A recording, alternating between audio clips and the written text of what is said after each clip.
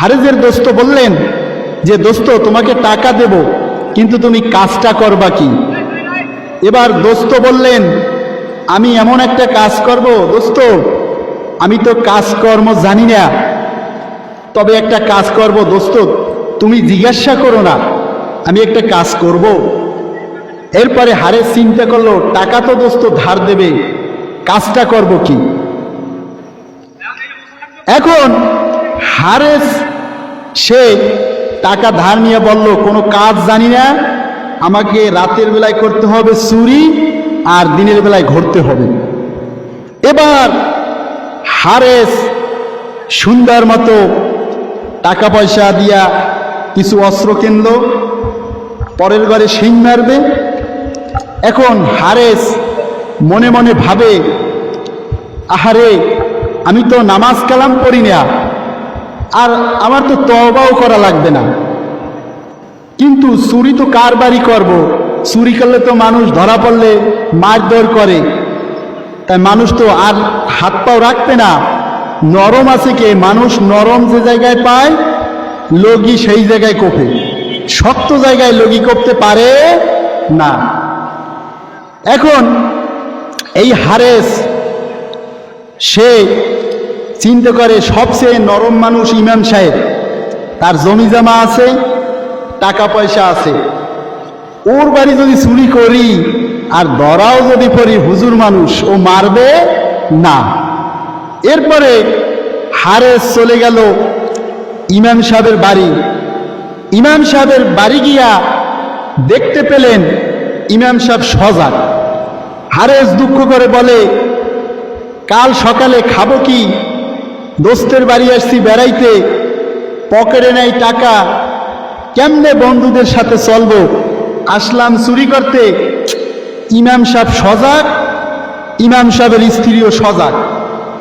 হারেস ইমাম সাহেবের এই কারণে চুরি করতে গেল, তার এলাকার ভিতর জমি জমা বেশি, ইমাম সাহেব মাতবার টাইপের, শুধু নামাজ পড়াইয়েই বাড়ি যায় না, এলাকায় সালিশি ব্যবস্থা করে। তাই যুবক মানুষ চিন্তা করলেন যে চুরি না করতে পারি, ইমাম সাহেব কি বলে একটু শুনি। এখন চিন্তা করলো, ইমাম সাহেবের স্ত্রী বলে না, তোমাকে দিয়ে কিছু হবে না, তুমি আমার মেয়েটা বড় হয়ে গেছে, মেয়েটা বড় হয়ে গেল, তুমি বিবাহ দিতে পারো না, না তোমাকে দিয়ে কোনো বিচার সালিশি হবে না, তুমি কি ছাতার বিচার করো, ঘরে তোমার মেয়েটাই তো বিবাহ দিতে পারো না। যুবক মানুষ, হারেস কোথায়? বেড়ার পাশে। হারেস কোথায়? বেড়ার পাশে। এবার হারেস মনে মনে চিন্তা করে পাইয়ে গেছি, আমি তো ইমাম সাহেবের জামাই, ইমাম সাহেবের শুধু একটাই মেয়ে, আমি যদি এই মেয়েটারে বিবাহ করতে পারি তাহলে জমি জামা সব কিছু আমি পাব। এবার হারেস মসজিদের দিকে চলে গেল।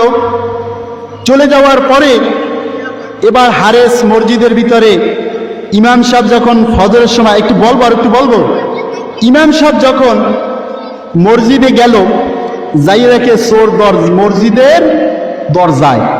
ইমাম সাহেব মনে মনে বলে যে আহারে, এই চোর আজকে যে স্ত্রীর সাথে রাত্রে যে কথা বললাম, চোর কি শুনলো কি না?